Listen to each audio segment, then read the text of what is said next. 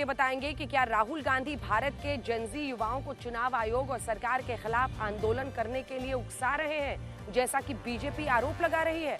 ये सवाल इसलिए पूछा जा रहा है क्योंकि आज राहुल गांधी ने हरियाणा में वोट चोरी के आरोप लगाते हुए भारत के जेनजी युवाओं से ये कहा कि अगर भारत के लोकतंत्र को बचाना है तो जेनजी युवाओं को आगे आना होगा और उन्हें अपनी ताकत दिखानी होगी। बड़ी बात यह है कि राहुल गांधी अपने पुराने भाषणों में जेनजी युवाओं का कभी कोई जिक्र नहीं करते थे। राहुल गांधी ने सोशल मीडिया प्लेटफॉर्म एक्स पर आज से 9 साल पहले अप्रैल 2015 में अपना अकाउंट बनाया था और तब से लेकर 8 सितंबर 2025 के बीच उन्होंने कभी भी जेनजी शब्द लिखकर भारत के युवाओं से आंदोलन करने की अपील नहीं की। लेकिन जब से इसी साल 8 और 9 सितंबर को नेपाल में जेनजी युवाओं ने सरकार के खिलाफ हिंसक आंदोलन किया और नेपाल में जो हिंसा हुई आपने देखा, वहां 24 घंटों में तख्ता पलट कर दिया, तब से राहुल गांधी लगातार अपने बयानों में जेनजी युवाओं का जिक्र कर रहे हैं, उन्हें आंदोलन करने के लिए कह रहे हैं। सबसे पहले उन्होंने 18 सितंबर 2025 को ये कहा कि देश के जेनजी युवा लोकतंत्र की रक्षा करेंगे और वोट चोरी को रोकेंगे। इसके बाद उन्होंने 31 अक्टूबर को जेनजी युवाओं से मुलाकात का एक वीडियो शेयर किया और आज उन्होंने फिर से अपनी प्रेस कॉन्फ्रेंस में जेनजी शब्द का इस्तेमाल करते हुए उनसे ये कहा है कि वो भारत के लोकतंत्र को बचाने में अपनी जोरदार ताकत दिखाएं। और इस प्रेस कॉन्फ्रेंस के आखिर में बड़ी स्क्रीन पर यह लिखा था कि जेनजी युवाओं में ये ताकत है कि वो सत्य और अहिंसा से देश के लोकतंत्र को बचा सकते हैं। India's Gen Z and youth have the power to restore our democracy with satya and ahimsa. Rahul Gandhi ने यहाँ सत्य और अहिंसा का जिक्र तो किया, लेकिन यह भी सच है कि उन्होंने इस प्रेस कॉन्फ्रेंस की शुरुआत में भी एक बयान दिया था और यह कहा था कि वोट चोरी को रोकने के लिए भारत के जेनजी युवाओं को आगे आना होगा। And I want the young people of India, Gen Z, to understand this clearly because this is about your future.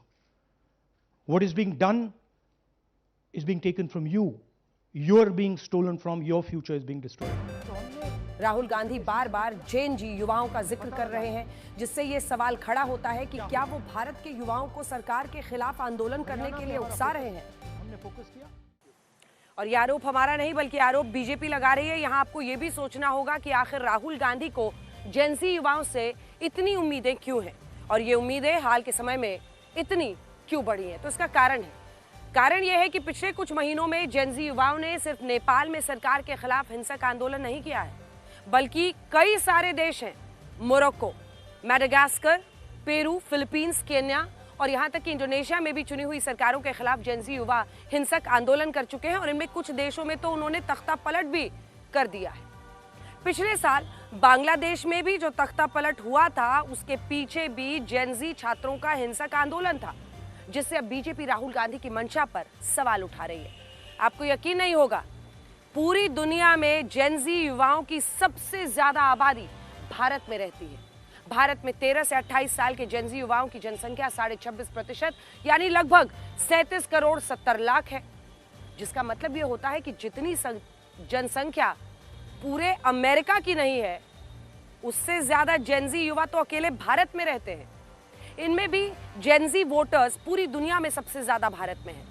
चुनाव आयोग के मुताबिक भारत में 18 से 28 साल के जेनजी वोटर्स की संख्या 20 करोड़ से ज्यादा हो सकती है और यह आंकड़ा काफी बड़ा है। इतना बड़ा है कि पिछले साल जब लोकसभा के चुनाव हुए थे, तब पूरे देश में कांग्रेस को 13 करोड़ 68 लाख वोट मिले थे, जबकि इसी देश में जेनजी वोटर्स की संख्या 20 करोड़ से ज्यादा हो सकती है। आज भी राहुल गांधी ने वोट चोरी को लेकर जो हाइड्रोजन बॉम्ब फोड़ा है, उसमें यह आरोप लगाया है कि पिछले साल जब हरियाणा में विधानसभा के चुनाव हुए थे, तब इनमें 25 लाख वोटों की चोरी हुई थी। इसका मतलब यह हुआ कि अगर हरियाणा के 2 करोड़ वोटर्स में 25 लाख वोटर्स फर्जी थे, तो हर 8 में से 1 वोट की चोरी हुई और राहुल गांधी के मुताबिक बीजेपी ने साजिश करके कांग्रेस को हरा दिया और हरियाणा में अपनी सरकार बना ली। इनमें भी सबसे सनसनीखेज आरोप राहुल गांधी ने यह लगाया है कि इन चुनावों में 10 बूथ पर जो 22 वोट डाले गए, उन सभी के वोटर आईडी कार्ड पर एक ही महिला की तस्वीर है और राहुल गांधी का कहना है कि ये महिला भारत की है ही नहीं, ये ब्राजील की एक मॉडल है। Who is this lady? और राहुल गांधी ने सबसे पहले इस मॉडल की तस्वीर दिखाई जिस पर लिखा था कि ये कौन है, और उन्होंने पत्रकारों से भी पूछा कि क्या वो बता सकते हैं कि ये महिला भारत के किस राज्य, शहर और गांव से है। कहां की लगती है? Who is this lady? How old is she? Which state does she come from? Anybody? Goa? Maharashtra? North? Is she from Haryana? थोड़ी देर सस्पेंस रखने के बाद राहुल गांधी ने खुद बताया कि ये तस्वीर ब्राजील की एक मॉडल की है जिसका इस्तेमाल हरियाणा में 10 बूथ के 22 वोटर कार्ड पर हुआ है और इन सब ने अपना वोट भी डाला है। She votes 22 times in Haryana and she votes in 10 different booths in Haryana. Rahul Gandhi के इस दावे को लेकर काफी विवाद हो रहा है और इनमें भी सबसे बड़ा विवाद तो यह है कि राहुल गांधी को यह कैसे पता चला कि जिन 22 वोटर कार्ड्स पर एक ही मॉडल की तस्वीर है उन वोटर कार्ड से चुनाव में वोट डाले गए हैं। ये सवाल इसलिए उठ रहा है क्योंकि राहुल गांधी जिस वोटर लिस्ट को दिखाकर ये पूरा दावा कर रहे हैं वो वोटर लिस्ट मतदान के बाद की नहीं बल्कि मतदान से पहले की है। एक और बात, राहुल गांधी ने दावा किया कि जिन 22 वोटर कार्ड्स पर ब्राजील की इस मॉडल की तस्वीर लगी है उन पर अलग अलग महिलाओं के नाम लिखे हैं और इनमें विमला, रश्मि, स्वीटी, सुनीता, पिंकी का नाम है। अब इस दावे से ऐसा लगता है कि तस्वीर गलत होने के कारण ये वोटर कार्ड भी फर्जी है और राहुल गांधी भी यही कह रहे थे। लेकिन अब आप इस महिला से खुद सच सुनिए। इस महिला का नाम पिंकी है और इस महिला का कहना है कि राहुल गांधी ने ब्राजील की मॉडल के नाम पर जो 22 वोटर कार्ड दिखाए उनमें एक वोटर कार्ड उसका है और उसने चुनाव में वोट भी डाला है। बस एक समस्या ये थी कि इसमें गलती से कोई और तस्वीर छप गई थी, लेकिन तस्वीर गलत होने से उसका वोटर कार्ड फर्जी नहीं हो जाता। महिला क्या कह रही है सुनिए। मैं गांव के स्कूल में वोट डालने गई थी और मेरे वोट के कार्ड में थोड़ी मिस्टेक हो रखी है। क्या मिस्टेक हो रखी है? उसमें फोटो की गड़बड़ हो रही है। किसका फोटो लग गया है? किसी गांव की लेडीज का है। किसी बड़ी एक्ट्रेस का तो नहीं फोटो नहीं। जो आपको दिखाया है? नहीं गांव की महिला का लगा? हाँ जी। आपने खुद वोट डाले थे? हाँ जी, मैंने खुद वोट डाली थी वहाँ जाके। घर पे स्लिप आई थी? हाँ जी। वैसे आज हमारी टीम ने भी इस तस्वीर की जांच की और हमें ये पता चला कि लिंक्डइन वेबसाइट पर ऐसी कई प्रोफाइल्स हैं जिनमें उसी तस्वीर का इस्तेमाल हुआ है जो हरियाणा के 22 वोटर कार्ड्स पर नजर आ रही है। इनमें कई प्रोफाइल्स अमेरिका, पाकिस्तान, दूसरे देशों के दिखाए गए हैं, लेकिन इनकी प्रोफाइल पिक्चर वही है जिसे राहुल गांधी ने ब्राजील की मॉडल को बताया है और ये तस्वीर 8 साल पहले खींची गई थी। अब इससे क्या पता चलता है? इससे ऐसा लगता है कि इन वोटर कार्ड्स में गलत तस्वीरों के इस्तेमाल का दावा सही हो सकता है, लेकिन इनके आधार पर सभी वोटर कार्ड को पूरी तरह फर्जी बताने के आरोपों की पुष्टि नहीं हो पाती है और वोट चोरी के आरोपों पर संशय पैदा होता है। आपको लेकर चलते हैं बिहार, जहां वोटिंग से पहले कट्टे पर खूब कोहराम हो रहा है। सबसे पहले आप ये वीडियो देखिए और ये वीडियो बिहार के समस्तीपुर से आया है, जहां तेजस्वी यादव की रैली में उनके पहुंचने से पहले एक बच्चे ने कट्टे को लेकर विवादित बयान दिया और ये कहा कि अभी तो लड़के लठ लेकर घूमते हैं, लेकिन तेजस्वी यादव मुख्यमंत्री बनेंगे तो वो कट्टा लेकर घूमेंगे। इस बच्चे ने ये बात एक लड़की के संदर्भ में कही और सोचने वाली बात यह है कि इस बात पर वहां मौजूद लोग आपत्ति नहीं जता रहे थे बल्कि तालियां बजा रहे हैं। ये रैली मोहिउद्दीन नगर से आरजेडी की उम्मीदवार डॉक्टर एजिया यादव के समर्थन में हो रही थी और खुद डॉक्टर एजिया यादव इस घटना के दौरान मंच पर मौजूद थी, लेकिन उन्होंने भी इस बच्चे को रोका नहीं और ये रैली इसी तरह चलती रही। डॉक्टर एजिया यादव लालू यादव की सरकार में मंत्री रहे, राजेंद्र राय की बहू हैं और मौजूदा वक्त में वो पटना विमेंस कॉलेज की प्रोफेसर भी हैं। सोचिए, एक प्रोफेसर होते हुए भी उन्हें इस बच्चे के बयान से कोई परेशानी नहीं हुई और वहां मौजूद भीड़ भी इस बच्चे के बयान पर तालियां पीटती रही। यहाँ ये भी सोचना होगा कि अगर आरजेडी की रैली में ये सब हो रहा है तो फिर बीजेपी 20 साल पुराने जंगल राज को मुद्दा बनाती है, ऐसे में फिर घिरेंगे आप ही। और सवाल है कि प्रधानमंत्री नरेंद्र मोदी आरजेडी के खिलाफ कट्टे का मुद्दा अगर उठाते हैं तो फिर ये कट्टा जिसकी चर्चा आपकी रैली में हो रही है उस पर जवाब क्या है? कट्टे का मतलब देसी पिस्तौल होता है और एक जमाना ऐसा था जब मुंगेर में बनने वाले कट्टों से हिंसा होती थी, अपहरण, रंगदारी जैसी घटनाओं को अंजाम दिया जाता था और मुंगेर में ये कट्टे एक मोबाइल फोन से भी सस्ते होते थे। सोचिए, मोबाइल फोन जो सस्ता वाला है उससे भी सस्ते कट्टे, लेकिन पिछले 2 दशकों में स्थिति बदली, देसी कट्टों पर लगाम लग चुकी।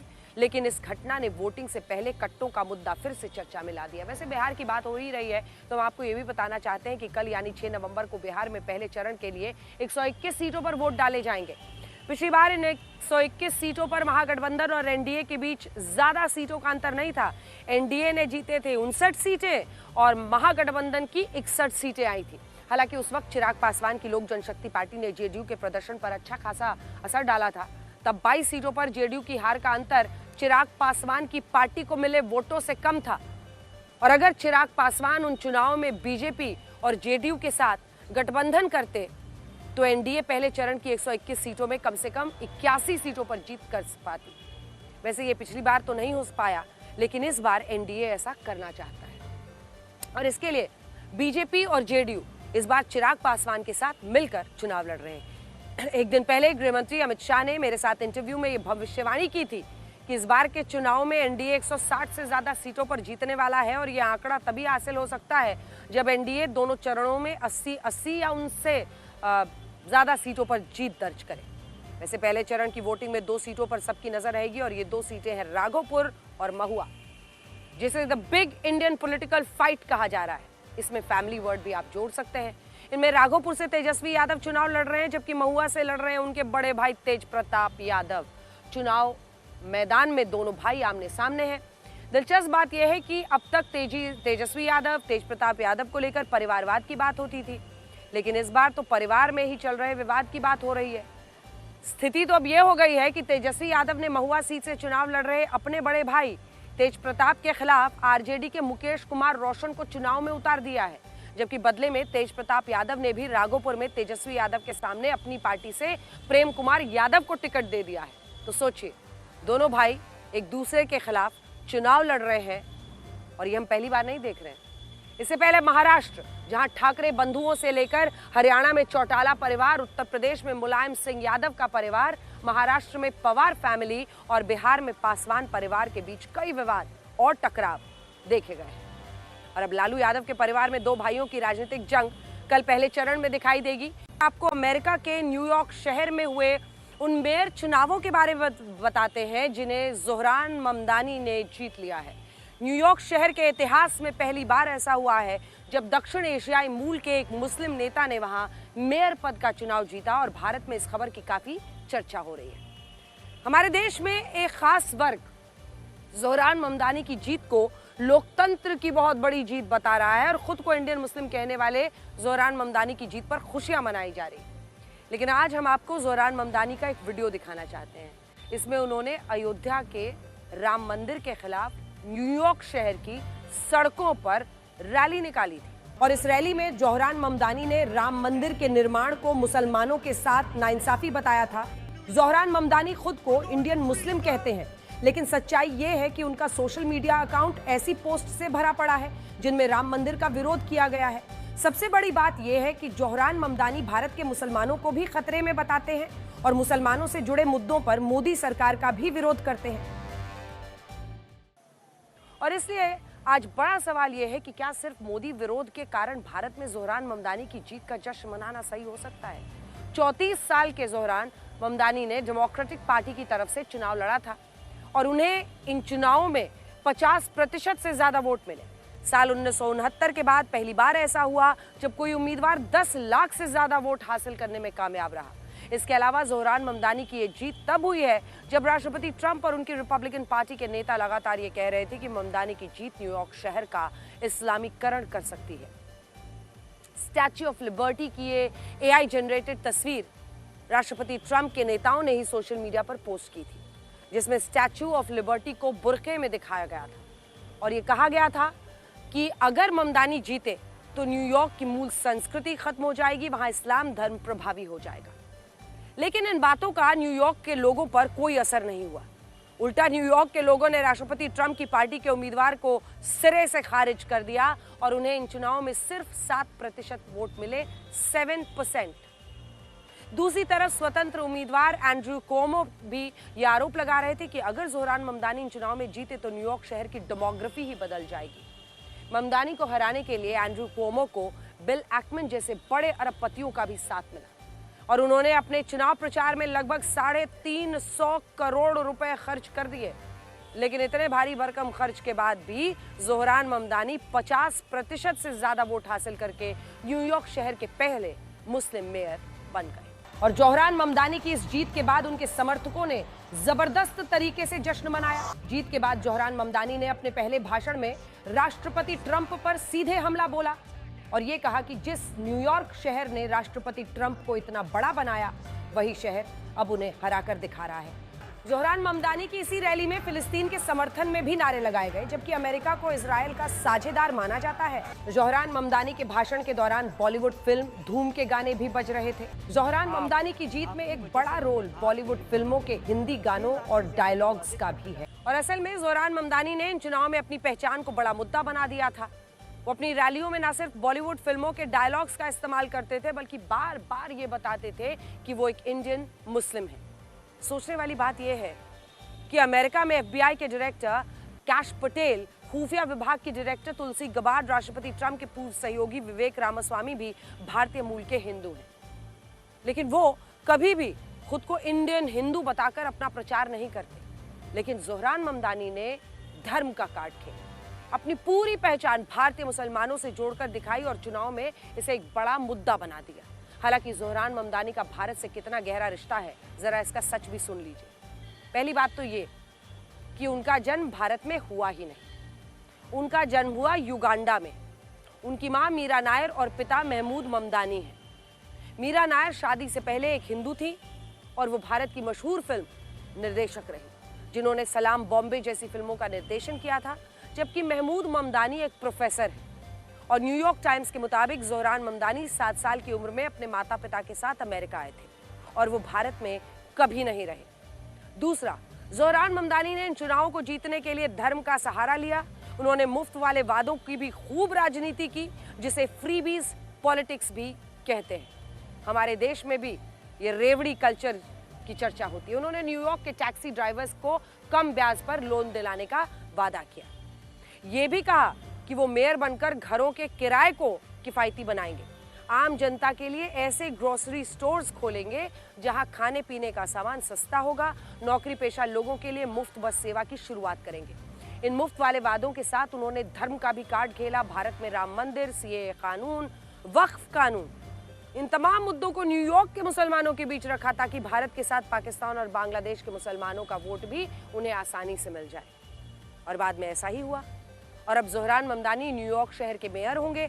आप लिख कर रख लीजिए कि अब उनके भारत विरोधी बयानों की पहले से ज़्यादा अहमियत मिलेगी। यहाँ आपको ये भी देखना होगा कि न्यूयॉर्क शहर का मेयर बनना कोई मामूली घटना नहीं है। न्यूयॉर्क सिटी को अमेरिका की आर्थिक राजधानी कहा जाता है। बड़े बड़े मीडिया संस्थान, न्यूज़ चैनल्स के दफ्तर के संयुक्त राष्ट्र का मुख्यालय, दुनिया का सबसे बड़ा stock exchange market wall street भी इसी न्यूयॉर्क शहर में है। और इसीलिए ज़ोहरान ममदानी का न्यूयॉर्क के मेयर चुनाव में जीतना एक बहुत बड़ी घटना मानी जाएगी। आज बहुत सारे लोग ये भी कह रहे हैं कि पश्चिम के 2 बड़े शहरों की कमान अब मुस्लिम नेताओं के पास है, जिनमें लंदन के मेयर पाकिस्तानी मूल के सादिक खान हैं और अब न्यूयॉर्क शहर के मेयर भारतीय मूल के ज़ोहरान ममदानी हैं। और ये बड़ा बदलाव है जिसे आने वाले समय में पश्चिमी देशों की राजनीति में भी देखा जाएगा। आपको ये बताते हैं कि माफिया राज के खिलाफ उत्तर प्रदेश के मुख्यमंत्री योगी आदित्यनाथ का रॉबिनहुड सिद्धांत क्या है। ये सिद्धांत कहता है कि माफिया राज को खत्म करना है तो इसके लिए आम आदमी को जीतना होगा और आम आदमी तब जीतेगा जब माफियाओं का साम्राज्य तिनका हो जाएगा। उत्तर प्रदेश के मुख्यमंत्री योगी आदित्यनाथ भी इसी सिद्धांत पर काम कर रहे हैं। अतीक अहमद के बाद अब लखनऊ में योगी सरकार ने माफिया मुख्तार अंसारी की कोठी को गिराकर उसी जमीन पर गरीब और माफिया से पीड़ित परिवारों के लिए 72 फ्लैट बनाए हैं। और आज मुख्यमंत्री योगी आदित्यनाथ ने खुद इन परिवारों को इन फ्लैट्स की चाबियां सौंपी। और ये वही परिवार हैं जिनका माफिया मुख्तार अंसारी ने शोषण किया था। इनमें गाजीपुर की मीना देवी भी हैं, जिन्हें एक जमाने में मुख्तार अंसारी की दहशत में जीना होता था। बाकी परिवारों का भी यही कहना है कि उन्होंने सपने में भी नहीं सोचा था कि एक दिन माफिया मुख्तार अंसारी का साम्राज्य मिट्टी में मिल जाएगा और इस जमीन पर सरकार उन्हें घर बनाकर रहने के लिए देगी। सबसे अच्छी लोकेशन है, प्राइम लोकेशन पे जो है वहाँ तो संभव था ही नहीं कि हम जैसे लोग वहाँ पे मकान ले पाएंगे। तो इसलिए मैं बार बार योगी जी को धन्यवाद देना चाहता हूँ। जौनपुर में रहती थी, यहाँ बच्चों को पढ़ाने के लिए यहाँ पे रहने लगी। फिर किराए के मकान पे कितने साल से रहती थी। मैं बहुत परेशान हो गई थी कि किराए के मकान में अपना सपना था कि मेरा अपना खुद का घर हो जाए, लेकिन योगी जी ने मेरा अपना घर किया। इसके लिए बहुत आभारी हूँ उनका। कई परिवार इस मौके पर भावुक दिखे और इस दौरान मुख्यमंत्री योगी आदित्यनाथ ने भी कहा कि अब उत्तर प्रदेश में माफिया राज नहीं रहेगा। एक कुख्यात माफिया से खाली कराई गई भूमि पर इन लाभार्थियों को आवास आवंटन के कार्यक्रम के साथ जुड़ रहा हूं। मैं प्रदेशवासियों को कार्तिक पूर्णिमा की और आवास प्राप्त करने वाले सभी उत्तर प्रदेश के नागरिकों को हृदय से बधाई देता हूं, अपनी शुभकामनाएं देता हूं। इससे पहले माफिया अतीक अहमद ने जिस जमीन पर कब्जा किया था उस पर भी योगी सरकार ने हाउसिंग कॉम्प्लेक्स बनाकर गरीबों को फ्लैट बांटे थे।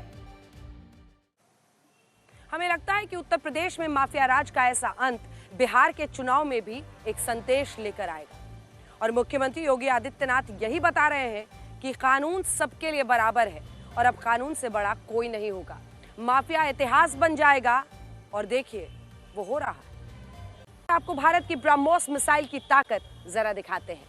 देखिए ये तस्वीरें। दुनिया के कई देश मेड इन इंडिया हथियारों की शक्ति देख चुके हैं और उनका पसंदीदा हथियार है ब्रह्मोस। पाकिस्तान के एयर डिफेंस सिस्टम को चीरते हुए ब्रह्मोस ने जिस तरह से आतंकी ठिकानों को तबाह किया था उसकी तस्वीरें सबने देखी, उसके चर्चे सबने किए और इसीलिए कई देश आज ब्रह्मोस खरीदने की कतार में खड़े हो गए हैं। तो सुनिए, ब्रह्मोस के खरीदारों की लिस्ट में नया नाम है इंडोनेशिया का।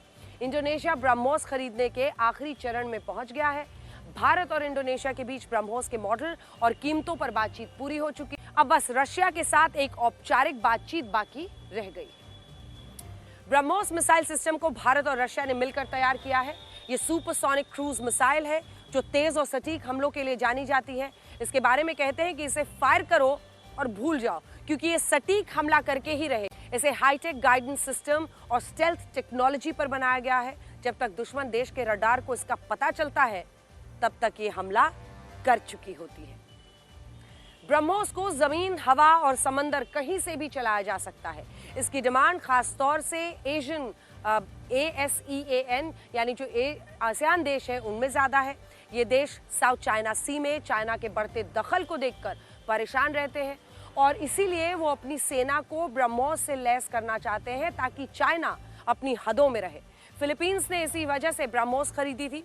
फिलीपींस को चाइना की विस्तारवादी नीति से डर था। उसका ये मानना है कि चाइना कभी भी उन पर हमला कर सकता है और इसीलिए फिलीपींस अपनी तैयारी कर रहा है और ब्रह्मोस से मिसाइल्स ले रहा है। इसी वजह से अप्रैल 2023 में फिलीपींस ने भारत के साथ करीब 3,307 करोड़ रुपए की डिफेंस डील की है, जिसमें ब्रह्मोस मिसाइलें भी शामिल थी।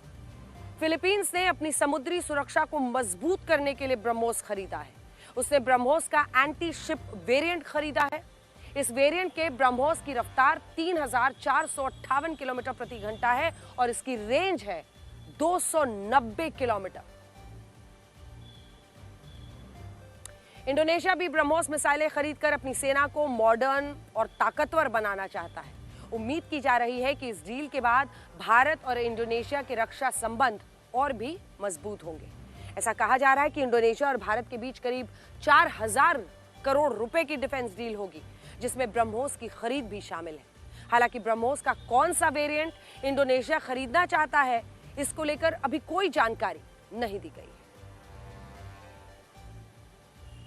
लेकिन ब्रह्मोस की इस नई डील ने भारत के उभरते डिफेंस सेक्टर की झलक जरूर दिखा दी है और अब रक्षा क्षेत्र में भारत का हथियारों का बेचना एक नई मिसाल कायम कर रहा है। साल 2013-14 में भारत का डिफेंस एक्सपोर्ट मात्र 686 करोड़ रुपए का था, जो वर्ष 2024-25 आते आते बढ़कर 23,686 करोड़ से 23,622 करोड़ रुपए का हो गया है। यानी हमारे रक्षा हथियारों का निर्यात 34 गुना तक बढ़ा है और ये बहुत अच्छी खबर है। केंद्र सरकार भारत को ग्लोबल डिफेंस मैन्युफैक्चरिंग हब बनाना चाहती है और उसने साल 2029 तक भारत के रक्षा उत्पादन को 3 लाख करोड़ रुपए तक ले जाने का लक्ष्य तय किया है। साल 2024-25 में भारत का रक्षा उत्पादन 1,51,000 करोड़ रुपए का था और 2029 तक इसे दोगुना किया जाना है। तब हम चाइना की एक नई मिसाइल के बारे में आपको बताना चाहते हैं। इस मिसाइल के प्रोटोटाइप ने अमेरिका को भी परेशान कर दिया है। दरअसल ये मिसाइल हमला करने से पहले रास्ते में अपना रूप भी बदल सकती है। चाइना की इस नई मिसाइल को मॉर्फिंग हाइपरसोनिक मिसाइल कहा जा रहा है। इसकी सबसे बड़ी खासियत है कि मिसाइल के रूप में रियल टाइम में बदलाव किया जा सकता है। दावा है कि मिसाइल के अंदर रूप बदलने की क्षमता है और ये सबसे आधुनिक एयर डिफेंस सिस्टम को भी धोखे में डाल सकती है। चाइना ने फिलहाल मॉर्फिंग हाइपरसोनिक मिसाइल का प्रोटोटाइप बनाया है और इसकी तस्वीर भी सामने आई है। हम तस्वीर आपको दिखा रहे हैं। इस तस्वीर में मिसाइल के विंग्स को इस तरह से बनाया गया है कि वो मिसाइल के फ्यूसेलेज के अंदर जा सकते हैं, यानी जो विंग्स है वो अंदर जा सकते हैं। मिसाइल में जो जगह दिख रही है, कमांड देकर इसी जगह से विंग्स को बाहर निकाला जा सकता है और जरूरत पड़ने पर इसे अंदर भी खींचा जा सकता है। इसी क्षमता की वजह से मिसाइल हवा में कलाबाजी करने में पहले ज्यादा माहिर हो जाएगी। अगर कोई एयर डिफेंस सिस्टम इस पर हमला करेगा तो मिसाइल के विंग्स की स्थिति रियल टाइम में बदलकर उसका एरोडायनामिक्स चेंज किया जा सकता है और इसी क्षमता की वजह से ये किसी भी हमले से बच सकती है। ये 6,174 किलोमीटर प्रति घंटे की रफ्तार से हमला कर सकती है। यानी आने वाले वक्त में रक्षा क्षेत्र में हथियारों के एक नई रेस और एक नई जंग को आप सामने आते देख रहे हैं।